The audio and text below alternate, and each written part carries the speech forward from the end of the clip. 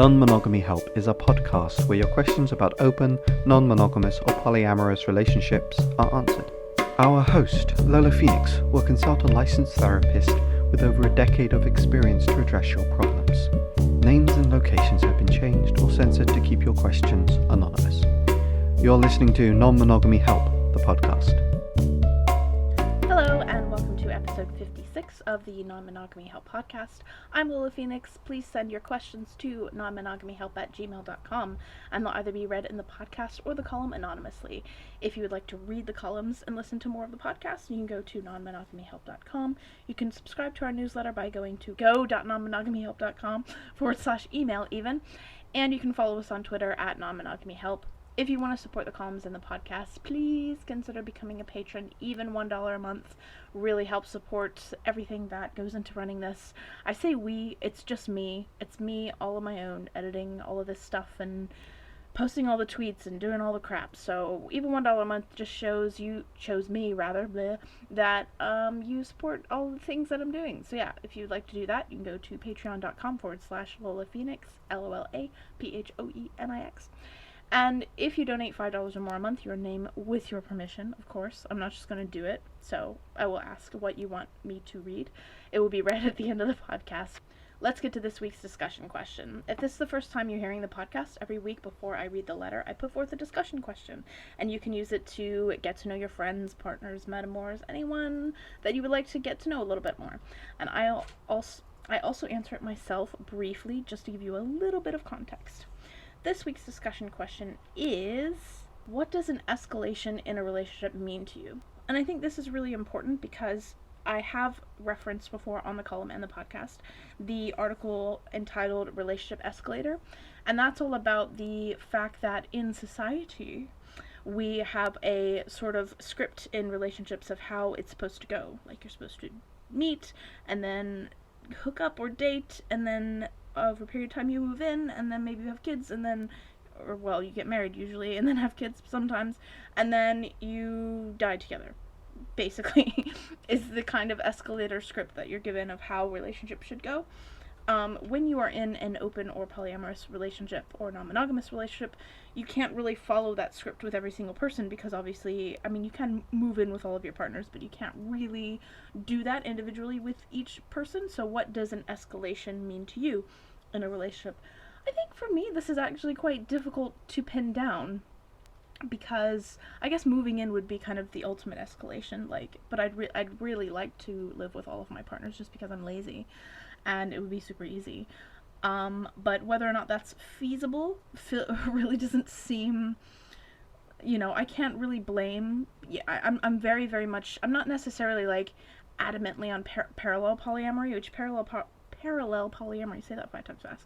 Parallel polyamory is basically where, your relationships are very separate and you don't necessarily have Metamours being best friends or sometimes even knowing about each other. It's not like it's don't ask, don't tell, where you basically, it is what it says on the tin, but it's kind of like doing things a little bit separately.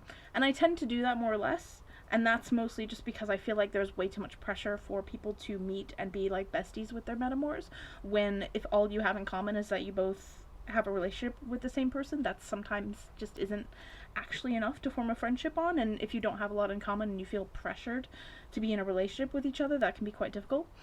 So yeah, but I can't really have that perception and then feel like, oh, all of my partners should be able to live with one another because it would be super easy. I think that might be more difficult than it sounds. So yeah, it's hard to say what an escalation really means to me, but you may have very specific ideas. I'm not really interested in marriage.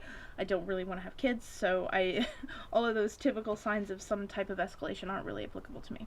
So yeah, maybe you ought to discuss this with your partners. Let me repeat the discussion question. What does an escalation in a relationship mean to you? Now, let's get to this week's letter.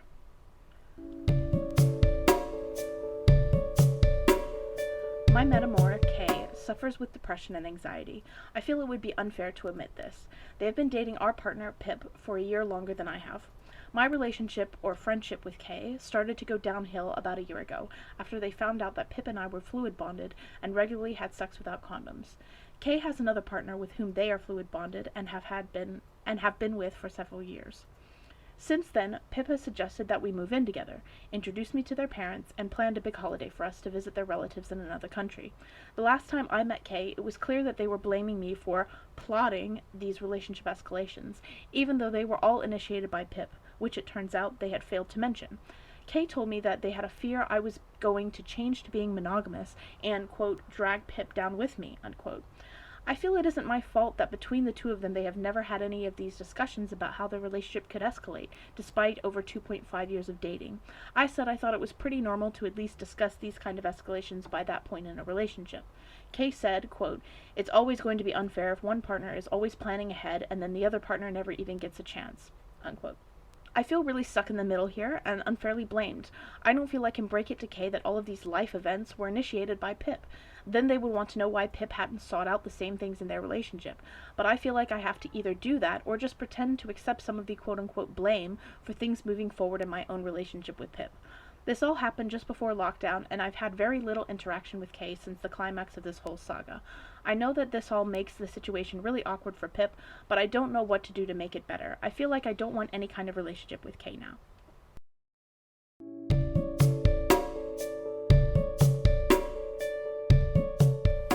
Before we get to this week's answer, I'm going to quickly plug this episode's sponsor, BetterHelp. Quite often in a lot of my columns and podcasts, I encourage people to seek a polyamory-friendly therapist.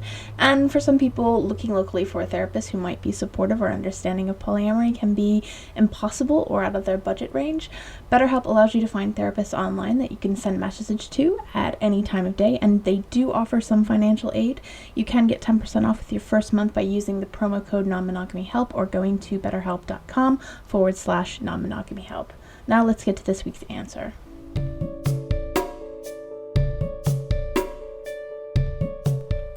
Right, so initially when I'm reading through all of this, my first instinct is to be like, don't have any relationship with Kay. If you don't have to have any kind of friendship or anything with Kay. But the thing that kind of really bugs me about this entire situation is you are doing Pip's work for them. And that's really not cool.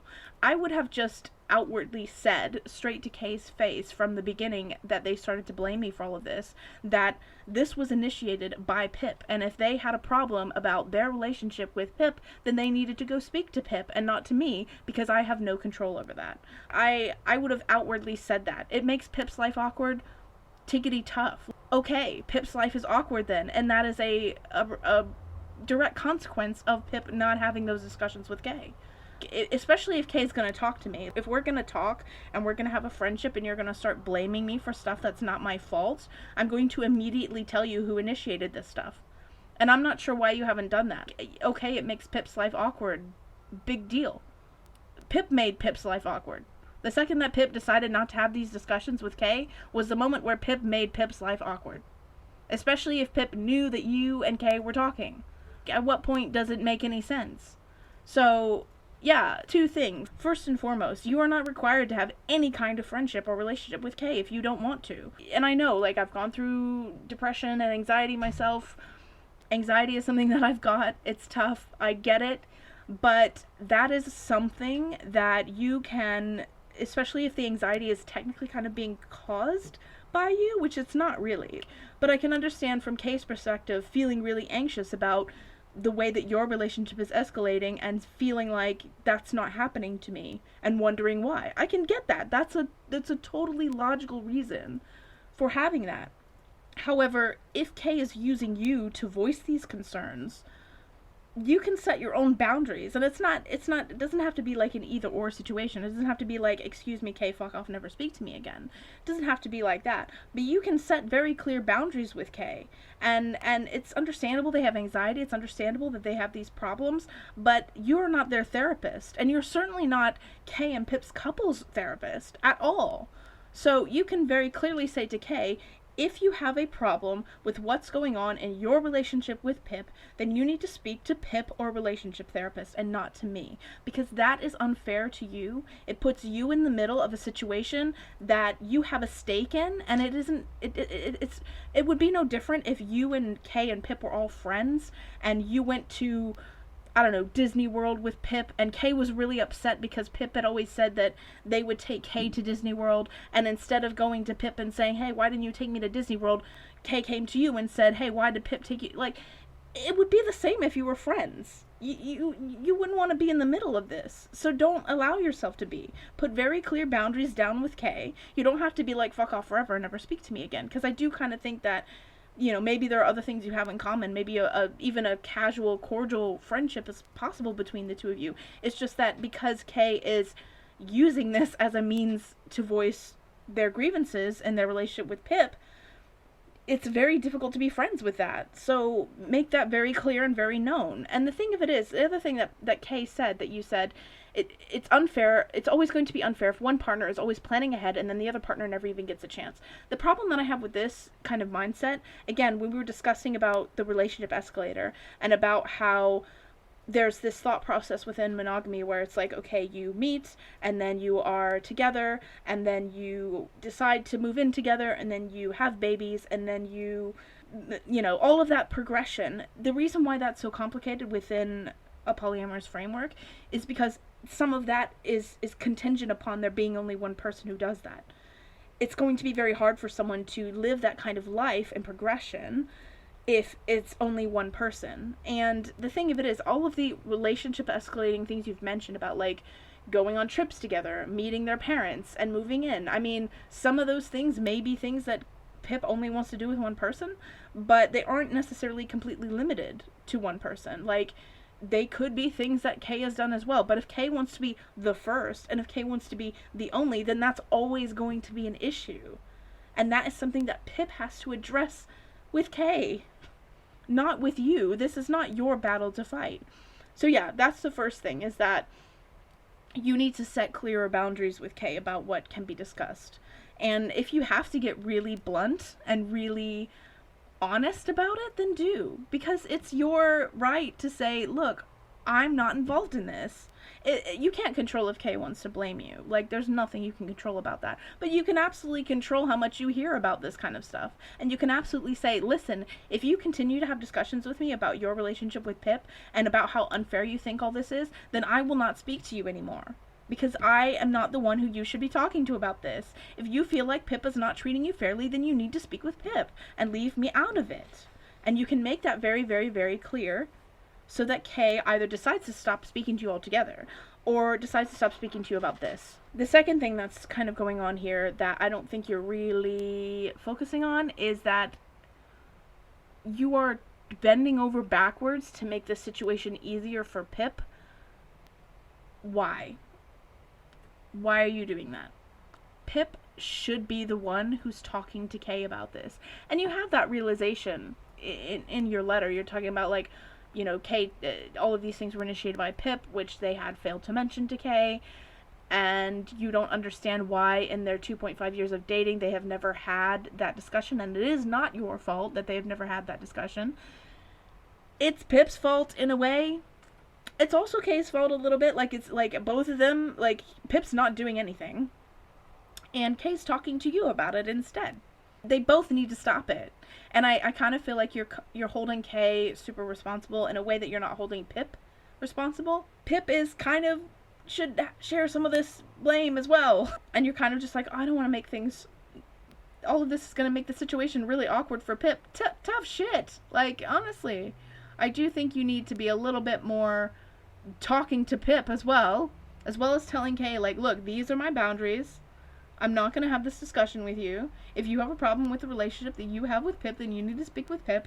Equally, you can go to Pip and be like, Kay is talking to me about this stuff. You need to talk to Kay. You need to do that, because I am not the one who's going to be put in the middle of these situations. It's not fair to me. You need to do the work that you need to do with Kay, so that this is addressed, and so that she stops coming to me. There's something clearly going on in your relationship, which is not my business, but it's being made into my business. So please do something about that. You're allowed to do that. You're allowed to hold Pip a little bit responsible, because it isn't your job to fix this situation. You say you don't know what you can do to make it better. You can't do anything to make it better. Pip is the person that needs to do something to make it better. So to sum up, two things. First thing You need to put more boundaries in between you and Kay when it comes to discussing this. You can absolutely say, I do not want to discuss this with you, and you need to say that if that's how you feel. And then Kay can either choose to continue whatever friendship that you would have had without this, or Kay can choose to not talk to you. But either way, you were allowed to put that boundary in. Second thing, you need to hold Pip, give Pip some of the blame for this. Be a little bit more annoyed with Pip than you are with Kay, because this is Pip's relationship, which Pip is clearly not addressing. And you can say to Pip directly, Kay is coming to me and talking to me about this stuff. Why? You need to talk to Kay. You need to figure this out, because it's not fair for me to be put in the middle of it. And you can say that 100% to both of them. It's not fair for me to be put in the middle of this. If you have to sit them both down, I mean, I don't think you can do that with lockdown, but if you have to sit them both down and be like, I don't want to be in the middle of this anymore. Discuss amongst yourselves. You're allowed to do that. So yeah, I'm sorry, I'm just really annoyed on your behalf, because you shouldn't be put in the middle of this. This is absolutely, ugh. And the fact that you can't even say overtly to Kay, Pip is the one who initiated this stuff. Say that. Just say it. So what if it makes Pip's life awkward? It's making your life awkward, and it's not even your fault. You don't deserve that. Anyway, I hope that helps, and good luck.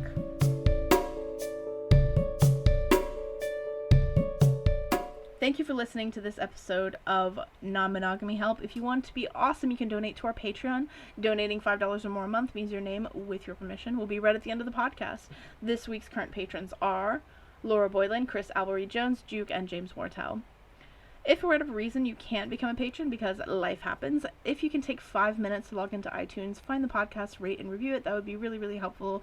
It helps me get the podcast out there to new people. The more ratings and reviews it has, just the better it looks. So please, if you like the podcast, please spend 5 minutes to do that. If you don't want to write a review, that's fine. Even just a rating is super helpful. So yeah, please head to the Apple Store or iTunes, or I know that my podcast is on iTunes, on Apple Podcasts. I don't use this platform, clearly, but if you use it, you should know how to find my podcast. Please do that. Anyway, thank you very much. That's all for this week. You will get a new column next Friday and another podcast episode in a fortnight. Thank you so much for listening. You've been listening to Non-Monogamy Help. Our podcast music has been provided by Chris Albury-Jones at albury-jones.com, and the art was made by Dom Jung at domduong.com. Thank you for listening.